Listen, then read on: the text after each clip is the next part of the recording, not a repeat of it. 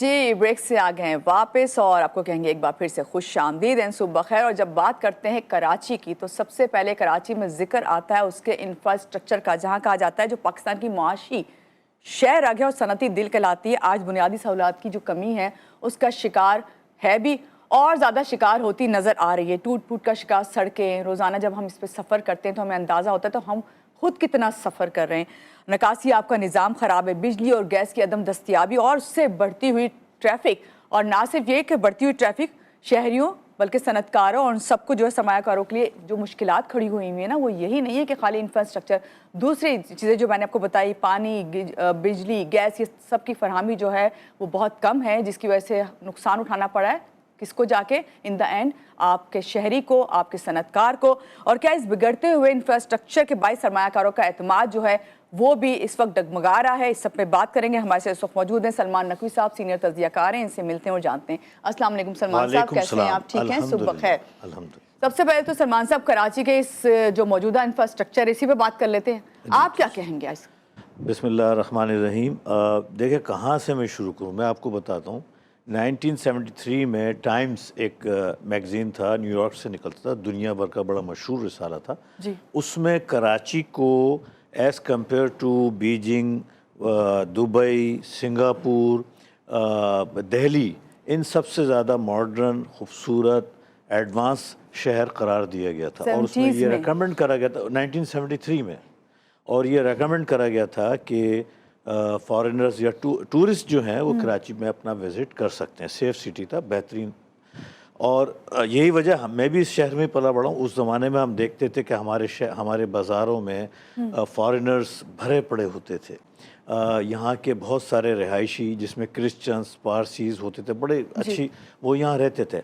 अब मैं current scenario पर आ जाता हूँ, फ़ौरन जो आपका टॉपिक है। आज कराची जो one of the biggest city of the world है, गालिबन टॉप 10 सिटीज़ में आता है। पोल्यूशन में शायद 5वां 6ठा नंबर है, most polluted city in the world 5वें 6ठे नंबर पर है। रहायशी एतबार से इसका नंबर 170 से भी आगे चला गया। क्यों? कराची का इंफ्रास्ट्रक्चर इस वक्त बैडली डैमेज्ड है।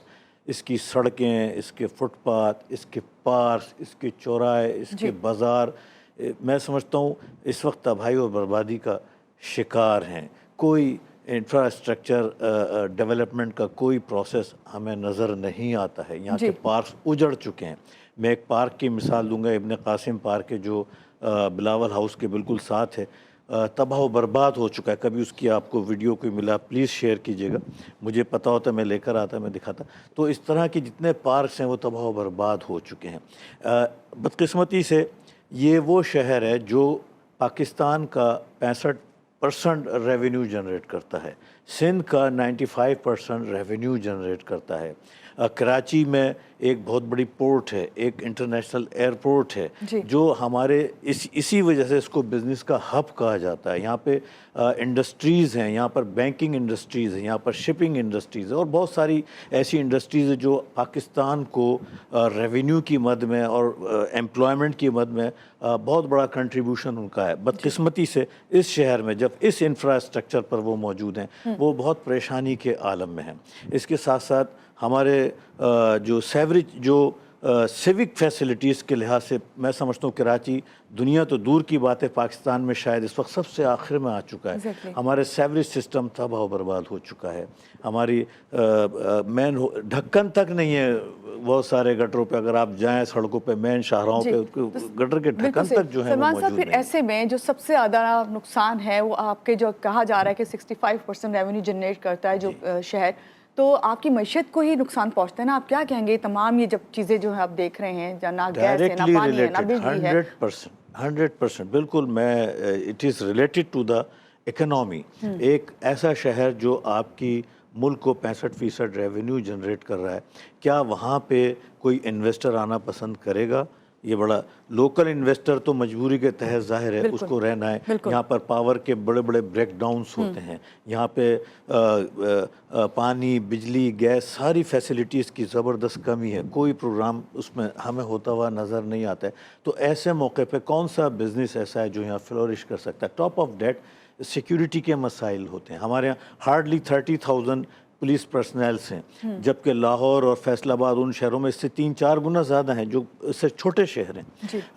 और उस 30,000 में भी आधे से ज़्यादा जो वीवीआईपी ड्यूटीज़ पर होते हैं। तो सिक्योरिटी के मसाइल आते हैं जो मैं समझता हूँ किसी भी कारोबार के लिए, किसी भी कारोबारी शहर के लिए एक रीढ़ की हड्डी की हैसियत रखता है कि अगर आप उसको सिक्योरिटी प्रोवाइड नहीं कर सकते तो कौन यहाँ आना पसंद करेगा। इसका यकीनन एक बहुत बड़ा नेगेटिव असर हमारे बिज़नेस पे, मईशत पे होता है। और ये सारी प्रॉब्लम्स हमें जाके कराची का शहरी जो सबसे ज़्यादा टैक्स दे रहा है इस वक्त, इसकी बहुत सारी वजूहात हैं। अगर आप पूछेंगी मैं उसमें बता सकता हूँ। इसमें करप्शन का बहुत बड़ा अमल दखल है। यूनुस ढागिया साहब जो एक्स गालिबन सिंध के चीफ सेक्रेटरी रिटायर्ड हुए, उन्होंने बताया तो पिछले 10-15 साल में कम से कम 3,500 अरब रुपए जो कराची के इंफ्रास्ट्रक्चर लगने थे वो नहीं लगे हैं, वो पता नहीं कहाँ गए। इसी तरीके से जो है बहुत सारे ऐसे डेवलपमेंट प्रोजेक्ट्स हैं जो अभी तो, जी जी सलमान साहब, यहाँ पे फिर यही बात आती है ना कि इस वक्त सोचने और समझने की बात है कि हमें हर तरफ जो है सड़कों पे काम होता हुआ नज़र आ रहा है, सड़क टूट फूट भी हुई है। उसके लिए अभी आपने देखा होगा कि आपने यूनिवर्सिटी रोड भी बंद किया हुआ है क्योंकि भाई काम हो रहा है वहाँ पे, K4 का काम शुरू हुआ है। यहाँ पे क्या मौजूदा हुकूमत जो इस वक्त इक़दामात कर रही है, जो काम कर रही है, आपकी नज़र में कितना मौसर नज़र आ रहा है आपको, जो काम करता हुआ नज़र आ रहा है जितना भी, जिससे बिगाड़ ज़्यादा हमें तो नज़र आता है। आपकी नज़र में क्या है, क्या ये जो इक़दामात इन्हें कोई और करने चाहिए या क्या स्टेप लेने चाहिए? बिल्कुल भी ये जितने भी प्रोजेक्ट जिनका आपने जिक्र करा है, यूनिवर्सिटी रोड पे एक प्रोजेक्ट चल रहा है, इसके साथ करीमाबाद पे भी एक बहुत बड़ा प्रोजेक्ट है और इसी तरीके से अभी नए कुछ सिलसिले भी शुरू हुए हैं यूनिवर्सिटी रोड पे। ये अब से नहीं है, ये कई सालों से चल रहे हैं। बिल्कुल। और शहर को इन्होंने एक तरीके से पूरा कैद करके रखा हुआ है। वहाँ के जो रहायशी हैं सख्त तकलीफ़ में, अज़ाब में मुब्तला हैं और अभी अगले कई सालों तक इनके मुकम्मल होने का कोई आसार नज़र नहीं आता है। इससे ज़ाहिर होता है कि जो अथॉरिटीज़ हैं, जो मैनेजमेंट है, जो एडमिनिस्ट्रेशन है कराची की, वो कितनी सिंसियर है कराची के साथ। ये वो प्रोजेक्ट्स हैं जो बर वक्त तकमील होने चाहिए। ठीक है, आगे जाके इसका फ़ायदा शहर को यकीनन हो सकता है, लेकिन इतना लंबा, इतना तवील ड्यूरेशन, ऐसा लगता है कि जानबूझ के शहर को शहरियों को तकलीफ़ दी जा रही है। वो कहते हैं ना कि मोहनजोदड़ो से भी ज़्यादा पुराना शहर है इस वक्त ये कराची जो है वो लगने लगा है। बिल्कुल, आपने तो मिसालें जब ये बताई जितने हैं तो प्रोजेक्ट्स हैं और K4 का मंसूबा, जो पानी का मंसूबा है, वो शायद 15-20 साल हो गए हैं और उसकी जो कॉस्ट है वो बढ़ते बढ़ते सैकड़ों अरब तक पहुंच चुके हैं, वो अब तक मुकम्मल नहीं हुए। जो पानी का जो हम आज से 15-20 साल से सुनते हुए आ रहे हैं। तो इस तरह के बहुत सारे प्रोजेक्ट्स हैं जो कराची शहर के लिए इस वक्त बाइस ज़हमत बन चुके हैं। अच्छा, और सोने पे सुहागा, इस ख़राब इंफ्रास्ट्रक्चर में जो अभी चालान्स का सिलसिला शुरू हुआ है, इलेक्ट्रॉनिक्स चालान्स का सिलसिला शुरू हुआ है, बड़े महंगे चालान्स कराची के शहरियों पे जो है वो इम्पोज करे जा रहे हैं, जबकि सड़कों की हालत ऐसी है कि उसमें ट्रैफिक का नज़्म ज़ब्त बरकरार रहना बड़ा मुश्किल होता है। तो लिहाजा ये एक लेक ऑफ कोऑर्डिनेशन है।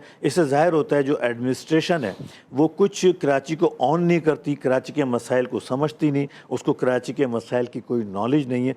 इसी वजह से ये सारे मसाइल जो हैं वो क्रिएट हो। ठीक है सलमान साहब, आपकी नज़र में अगर कराची का इंफ्रास्ट्रक्चर जो है उसे फौरी तौर पे ठीक कर लिया जाए तो जो सरमायाकार हैं उनका एतमाद बढ़ेगा और वो आएंगे? यकीनन बढ़ेगा। देखें, इसकी बड़ी वैल्यू है, इसकी लोकेशन बहुत अच्छी है कराची की। यहाँ पर सारा बैंकिंग सिस्टम मौजूद है, इंडस्ट्रीज़ मौजूद हैं। सी पैक जो है वो कराची के करीब वाक़ है। मैं समझता हूँ कि जितना ज़्यादा फैसिलिटेट करा जाएगा, इंफ्रास्ट्रक्चर को फैसिलिटेट करा जाएगा, हुकूमत को इसका फ़ायदा होगा यकीनन। फिर कराची कि एक और चीज़ में मैं इजाफ़ा कर दूं कि लिटरेसी रेट कराची का पूरे पाकिस्तान में बहुत अच्छा है, मोर देन 50% है, जबकि बाकी रेस्ट ऑफ द कंट्रीज़ में 10 से 15% है। तो यहाँ के लोगों को अच्छा रोज़गार अगर दिया जाए, मिलेगा, पढ़े लिखे लोग इंडस्ट्री में आएंगे, इससे कारोबार को भी फ़ायदा होगा। और फिर जो दूसरा बिजनेसमैन है उसकी अट्रैक्शन ही इन चीज़ों में होती है। जब भी कोई बिजनेस मैन पाकिस्तान में आता है, दुनिया में कहीं भी जाता है, वो इवेल्युएट करता है, वो सारी फैसिलिटीज़ को चेक करता है कि वहाँ पर मुझे क्या सहूलत मिल सकती है। अगर वो मायूस होता है, अब बहुत बड़ा एक बिज़नेस का पोर्शन पिछले चंद सालों में वियतनाम में शिफ्ट हुआ है और वियतनाम की एक्सपोर्ट आसमान को छूने लगी। तो देखें, ये सारे नुकसानात हो रहे हैं। मैं समझता हूँ कराची को कुछ नहीं, اگر جو وہ ریونیو جنریٹ کرتا ہے اس کا 5-10% بھی صحیح طریقے سے لگا دیا جائے، اور اب بھی لگایا جا بالکل، سکتا ہے، بالکل۔ میں سمجھتا ہوں یہ شہر جو ہے اچھا خاصا صحیح، ڈیولپ ہو تو یعنی سکتا کہ ہے۔ کراچی کے مسائل کے حل کے لیے اگر یہ بھی کہیں ہم کہ مقامی حکومت جو ہے اس کو اختیارات کیا اس کے بڑھا دینے چاہیے، یہ بھی ضروری ہے؟ ڈیفینیٹلی یہ میں سمجھتا ہوں یہ تو بنیادی حق ہے ہر شہری کا، اور میں سمجھتا ہوں قانون میں بھی اس کی جگہ ہے کہ جو لوکل گورنمنٹس بنائی اسی لیے جاتی ہیں۔ اس کی مثال ہے کہ 2004 اور 2006 میں لوکل گورنمنٹس نے بڑے شاندار ڈیولپمنٹ کام کیے اور انفراسٹرکچر کو ڈیولپ کیا۔ یقیناً امپاور کرنا چاہیے ان کو فیسیلیٹیٹ کرنا چاہیے، انہیں فنانسنگ ان کو پرووائڈ کرنی چاہیے تاکہ اس شہر کی بگڑتی ہوئی صورتحال کو سنبھال سکیں۔ بہت شکریہ سلمان صاحب، آج کے پروگرام میں آپ آئے اور بہت اچھا لگا آپ سے مل کے بھی، کہ بہت دن کے بعد آپ کی ملاقات اس چینل پہ یہاں پر ہمارے سے ہوئی ہے۔ یہاں پہ کہیں گے آپ کو کہ بھائی سلمان صاحب نے یہی کہا ہے کہ سب سے پہلے جو حل ہے کراچی کو ٹھیک کرنے کا کہ اس کا انفراسٹرکچر جو ہے اس پہ فوکس کیا جائے۔